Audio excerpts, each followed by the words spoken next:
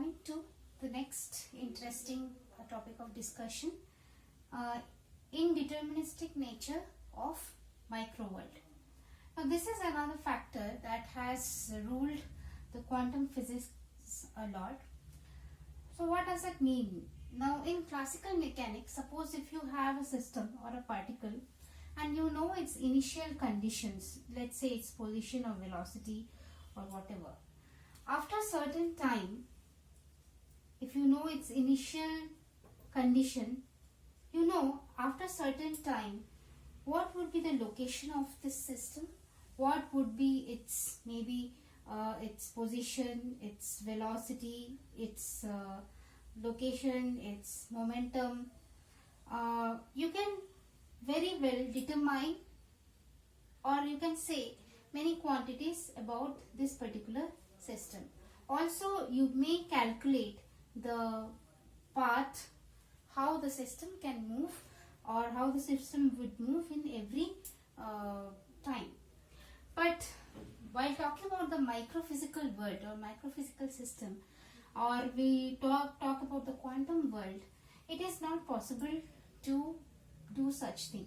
As we know, in quantum mechanics, a particle is determined as a wave function xi, position and time.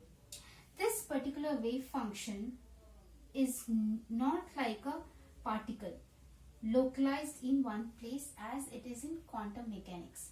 Rather, this wave function is a spread over a particular region. It's not localized at one particular place, rather it's a spread over a region, and therefore it is very difficult to determine its exact location or position in between the region. So what would we say that for a quantum particle or for a microphysical particle, the wave function or the particle itself can be present or can be positioned at any place in this particular region. Nobody exactly knows or can give this particular position or momentum. Now since it is a non-localized, if it's not a localized particle, it is very difficult to determine the position as well as momentum or of such particle. And therefore there is this, to handle this indeterministic nature of this micro world, there are two theories which we deal every day to discuss the quantum physics. The first one is Heisenberg uncertainty principle, and the second one is Max Born's probability density. So these are the two very important theory that gives us the nature or to understand about this indeterministic nature of the micro world. So first let's talk about Heisenberg uncertainty principle. Heisenberg uncertainty principle says that it is not possible to simultaneously calculate position and time. Simultaneously you cannot calculate the position as well as time. So okay, simultaneously it's not possible to certain accuracy. It's not possible to calculate position and time. But can I accurately say what would be its position, or can I accurately say what would be its momentum? As we say that position as well as momentum, it's not possible to calculate. Now talking about the accuracy, let's suppose if the position of a certain particle will have an uncertainty del x. Suppose the position have an uncertainty del x in the sense that in your calculation there is this amount of uncertainty present. It means that when you try to calculate the momentum, definitely there must be this amount of uncertainty would be there for your calculation of the momentum for the x coordinate. So it means to say, or rather vice versa, if you are trying to calculate the x coordinate of the momentum for a particular microphysical particle with an uncertainty del px, it will definitely have uncertainty in its position calculation, which is del x. So which leads to a calculation of uncertainty. It says that the uncertainty of x and uncertainty into px, it should be greater than h cross by 2, where h cross is the Planck's constant, h by 2 pi, whereas 2 is the number. So h cross by 2, this is the minimum uncertainty that will be incorporated when you try to calculate both x and px simultaneously.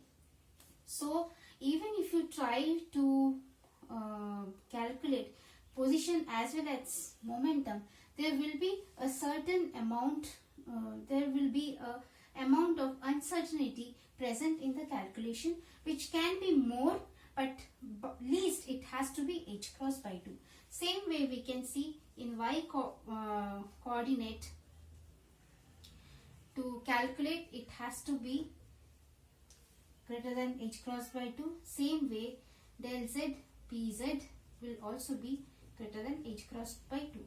So any two complementary function, if you try to calculate, if there are the calculation done, there has to be a certain amount of, together this complementary function, they will have a certain amount of uncertainty in their calculation, which will be equal to or greater than h cross by 2.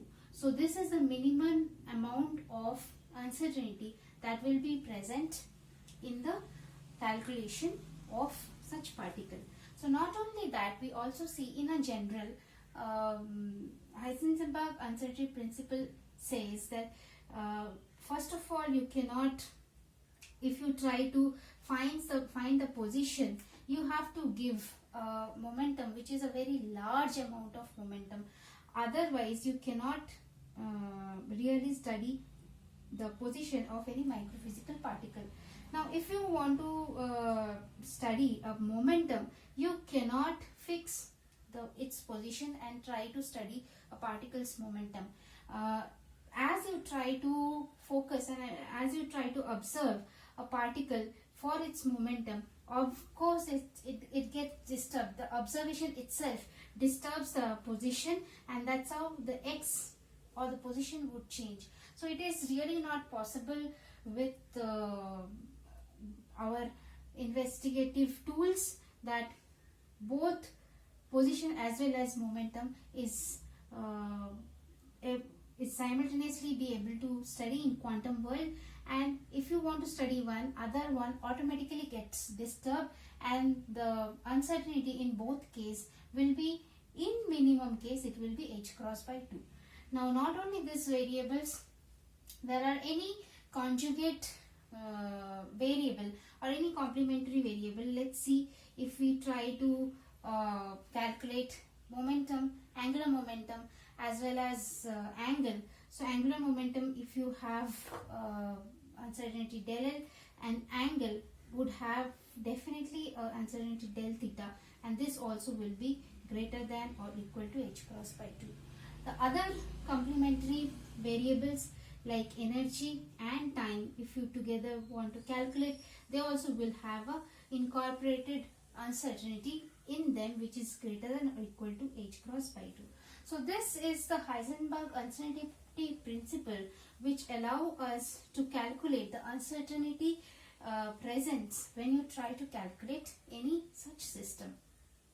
Now coming to the other topic, which is Max-Born's probability density. Now Max-Born's probability density, it talks about this function psi r t. As it is a wave function for a material particle, Max-Born says that if I find this wave's intensity, then this intensity will be proportional to the probability of finding the particle. It means if I want to find the probability of finding the particle in this region, what I have to do is I have to find the intensity of this wave function xi r t. So this intensity will be proportional to the probability of finding the particle in this particular region. So if I have to find the intensity, it is calculated by modulation, taking the module of this particular function and squaring it. So it means the intensity is nothing but square modulus of the wave function. And according to the Max Born, it has been told that square integral of xi, this is proportional to I, which is the intensity, which is nothing but your probability. That is certain amount of probability that is what says us whether it is present, whether this particular region, this matter is present or not, which is defined by the probability. Now if I try to take over it for a three-dimensional case, I can also write it as xi x comma or r comma t square integral in 3 dimension. Then this is proportional to